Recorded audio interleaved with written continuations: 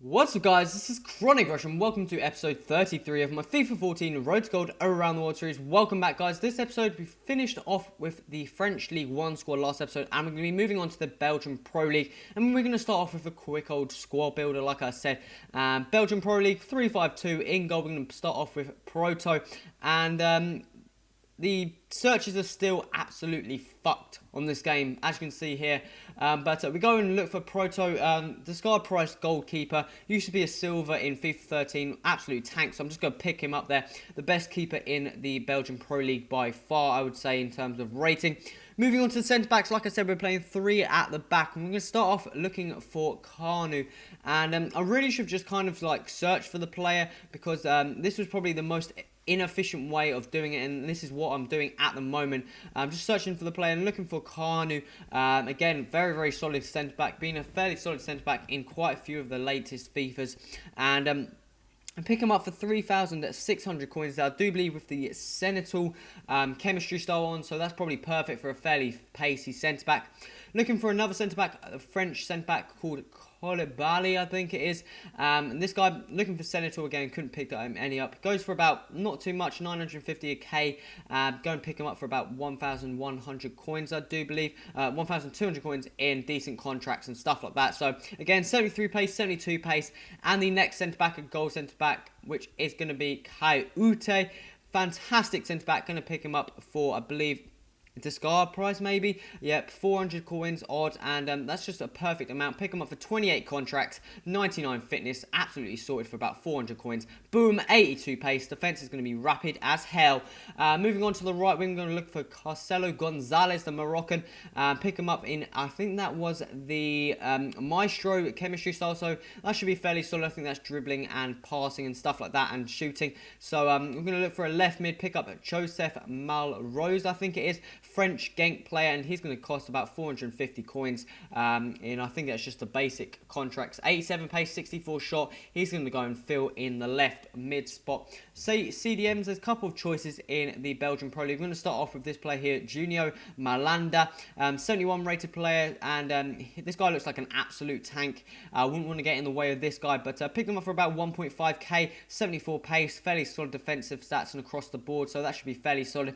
And go and pick up this Van Quia. I'm not too sure how you pronounce it, but it's a French Standard Leisure CDM there. Not the fastest one, but probably I think the highest rated CDM in the Belgian Pro League. Sorry. Looking for a cam, and it's a Ghanaian central attacking mid under the name of Asare, I think it is. 75 pace, 60 odd shot, I think that is. Just looks like an all well-rounded centre attacking mid there. Looking for the strikers here, we've got some very pacey players indeed. First one is going to be, I think it is this player here, Nigerian, and it's going to be a player called Enzokil, I think it is. This guy, very rapid player indeed, and pick him up for about, I think that was 1,200 coins there with the marksman trait on, which is shooting and passing, I think it is. So that should be fairly solid. And looking for the other striker, we're going to pick up a Syriac here, the Ivory Coast player. Used him in the last FIFA in my Road to Gold Around the World, and this guy seemed to be an absolute tank. Going for about a K, pick him up in 7 contracts, just ply him on there. I was thinking of chemistry stars, but I think they've risen up quite a bit in the late, and I don't think in this league they're going to change too much in terms of selling them on as well, so probably maybe a bit of a waste of money. Pick up this player here, Odija Oaf. I used him again. He's probably one of the most well-rounded players in the whole of FIFA, having about 70 stat in everything, as you can see there.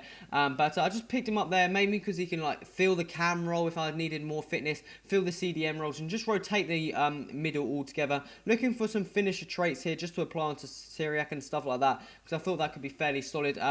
But I'm also looking for Maestro for the cam, but they were going for a considerable amount as well. Now looking up to pick up the club items for the Belgian Pro League. Go and pick up that. I was thinking of that, what's it called? Badge, but actually decided that it was a bit too expensive for my liking. You know, I always like a good old bargain. Just go and pick up this plain one for 200 coins there, the standard leisure one there. Got quite a few players from that squad, so I decided that would suit it the best. Belgian Pro League is normally known for some fairly nice kits, but I was flicking through and there wasn't too many. I think I do eventually come, and I remember from a lot of FIFA 13, this squad had some fairly nice kits, but there's a pink one which I go and decide to go and pick up for about 200 coins there. That is going to be my away kit, and the home kit I think is just going to be the this. Thinking about it now, I really wanted to go for that blue and white stripe one, but I went for the other Genk. Well, I went for Genk's home kit, which is again just all blue, fairly solid blue, and I just went straight for that. 200 coins, buy now, bang. We're gonna get straight into some games now, coming up straight after we get into the game, and we're gonna search for the players.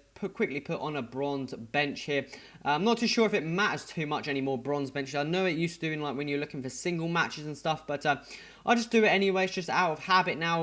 But we're going to come against this guy here, and he's going to have a BPL squad here with Ryan Giggs there, which I'm kind of a an unusual player, should I say, to see in that cam spotter. But in the 22nd minute here in the first game, Carcelo Gonzalez doing his defensive duties, finds a nice pass into Syriac, but and into Enzekil here. But really should have made up a couple more of those passes, but I still somehow maintain possession. Some quick 1-2s and stuff like that. Led Syriac picking up that ball and still keeping it, and he's going to whip that ball in, and Enzekil is going to pick up the first goal of this club to make it 1-0 in the 25th minute. Sorry, we then get brought down for a penalty there. I think that was Mikel Richards just bullying Syriac, I think that was, off the ball and giving us a penalty. So that should hopefully give us a 2-0 lead. We're going to put on Syriac on the penalties with 71 penalties. And he's right-footed, which makes it all the better. Going to put it in the usual place. A little bit of power to the right. But this guy must watch me or something, because he knows I went right straight away. And that made it a penalty save there. But in the 74th minute, over the top ball in to Kieran Gibbs, sprinting down the left wing here. Going to cut inside, and a nice pass into Benteke, who I actually thought was offside. But he gets pulled back for a free kick just because I came in late. And he's going to swing this ball in with Ryan Giggs. And that's going to go wide. But I'm going to have a goal kick, and I'm going to make one of these rules where, remember guys, if you're playing 3 at the back, do not pass it out because you think you've got a right back to pass it to. You just seem to have no one to pass it to. He whips that across, and Adebayo was there at the back post to make that 1-1, which is fairly frustrating. But in the 83rd minute here, I was applying so much pressure. I seriously wanted the win on this game. And ball falls to Julia Malanda, and he's going to do some work to get off a shot here, and it falls into the path of Syriac from a nice hit from his keeper to make that 2-1 in the 85th minute. And that was going to be the final result of this game, which I was pretty happy about because I did not want to lose it from a mistake. As you can see, there was a fairly even game. I may have had a bit more shots and stuff like that. I should have really put more shots away in that game as well. But we're going to go straight into the second game of this episode. Coming against a Bundesliga squad here, and some very pacey players indeed. And that man Juve up front, this guy seems to be one of the most tankish players on the game. Extremely pacey and very strong and tall indeed. But Kanu here really should have done better with that control there. And he's going to go on the quick attack here. Again, should have done better with that pass, but he's going to give a gap in my defence.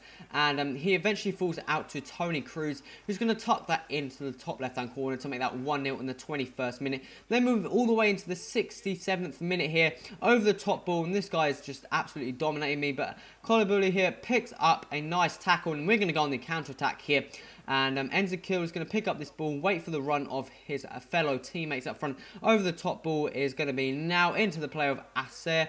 And he gets fairly lucky for that shot to deflect straight back into the path of Syriac, I do believe that, to make that 1-1 in the 70th minute. And that was all the game, making it 1-1. And you may have seen, why is my controller disconnected? Because I missed probably one of the easiest chances right near the end. I'm sorry I didn't put it in the thing because I've only just remembered. But basically, it got deflected. Instead of my player taking a shot, he just controlled it straight away, and that's extremely frustrating. But guys, it's come to the end of the episode. The squad seems to be doing fairly solid already. Got 2 games under the belt, got 4 points, so hopefully we can go and get promoted. This squad seems to be fairly solid, seems to be competitive against strong goal teams as well. But guys, this has come to the end of the episode. If you like this, remember the like button. Also remember to subscribe. Stay tuned to this series, and any feedback in the comments really much appreciate it, guys. This has been Chrono Rush. Till next time, adios.